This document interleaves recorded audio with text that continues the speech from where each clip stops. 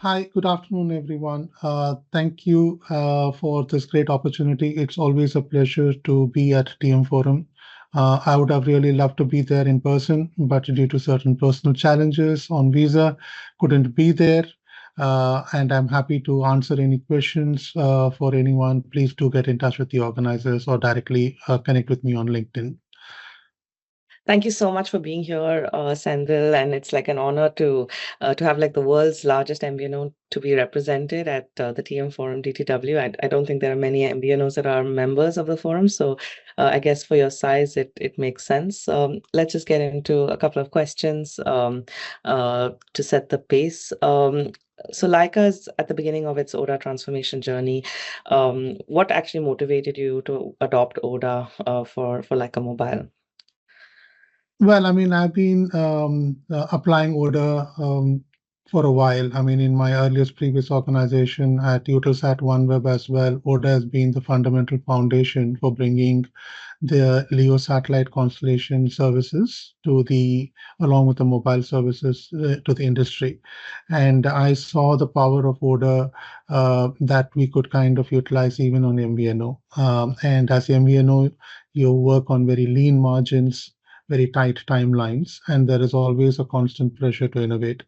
So keeping all of that in mind, I saw that ODA would be able to give us that break around the entire ability to adopt a modular and standards-based approach, the ability to kind of look at various different platforms from customer engagement to billing to being able to do bundling on the product offerings.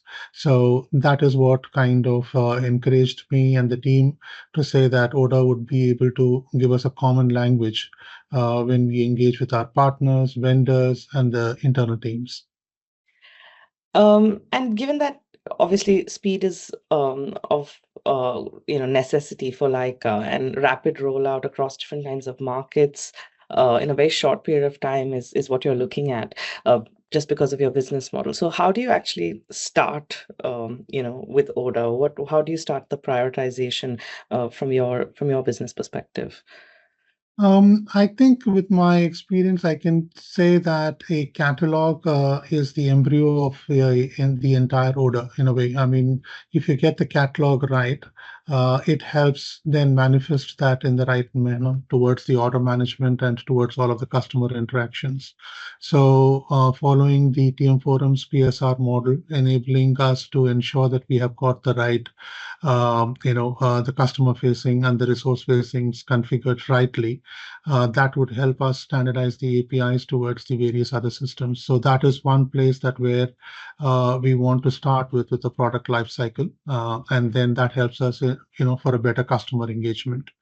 The second area was also to try and look at ensuring that when we are making this, it is like changing the tires of a moving vehicle. And then so you needed to ensure that there is no deviation away from the references of ODA's fundamentals. So this helped us to kind of ensure that even if it is custom built, you're still ensuring that you're following the ODA fundamentals in all of the various different areas that as you start transforming them.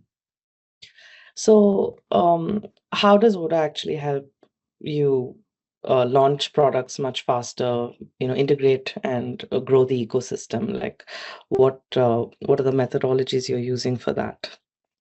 The first and most fundamental is to be able to get to the strong integration layer. So we are looking at a standard API interfaces towards all our third parties. Now, whether you're looking at it at a payment gateway, whether you're looking at it at digital partners, content partners, or retailers and distributors. So you want to ensure that it is reusable. So deploy as many as you want, but then you have the foundational APIs kind of configured and routed very correctly. So I think that is one. The product timelines in an MVNO is normally within weeks, sometimes even days, unlike in MVNOs where you can actually have months and quarters towards being able to launch for the customers. But here the speed and the agility in terms of whether it is promotions, bundling, cross-border offerings, all of these are super critical. So, that is where we see that ODA can help us evolve each one of these components at its own pace. And are you able to predict any early wins, you think? Because I know you're getting started with your transformation. What do you think those low-hanging fruits are going to be?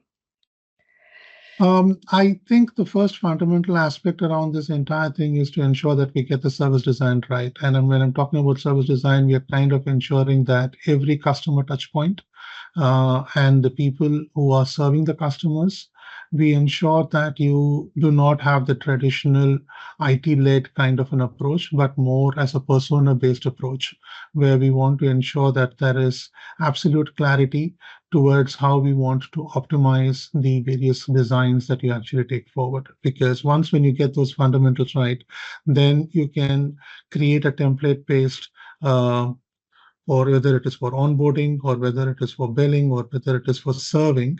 And then we are beginning to see that this approach is already creating a little bit of a ruffle in the organization. They are able to see the value that it is actually bringing to them, and that now we are able to repeat it across all of the other areas. Hmm.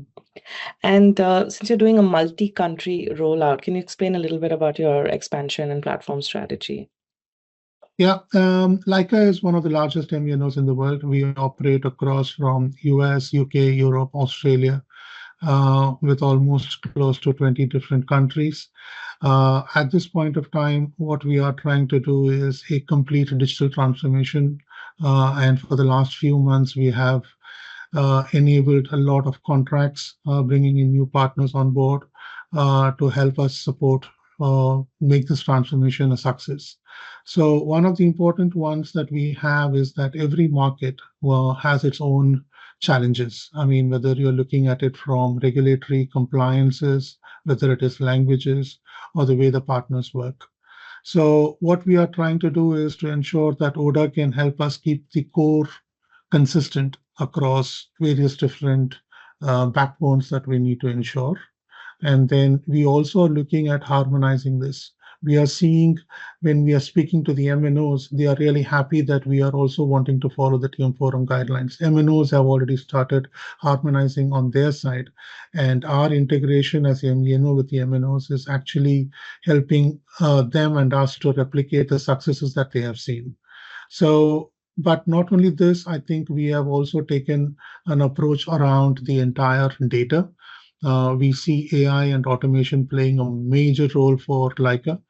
So we are now building this entire AI platform, getting all of the data in one place so that we are able to offer multiple different solutions and services to the customers. Keeping a mobile customer in the heart, we have got media, we've got content, we have got microfinance and healthcare in terms from a fintech standpoint, and you're looking at travel and leisure offerings, which can be bundled across various different options, right? And so we're getting all of this, but keeping ODA, the catalog-based order-driven order management, and this entire thing is going to give us a lot of success.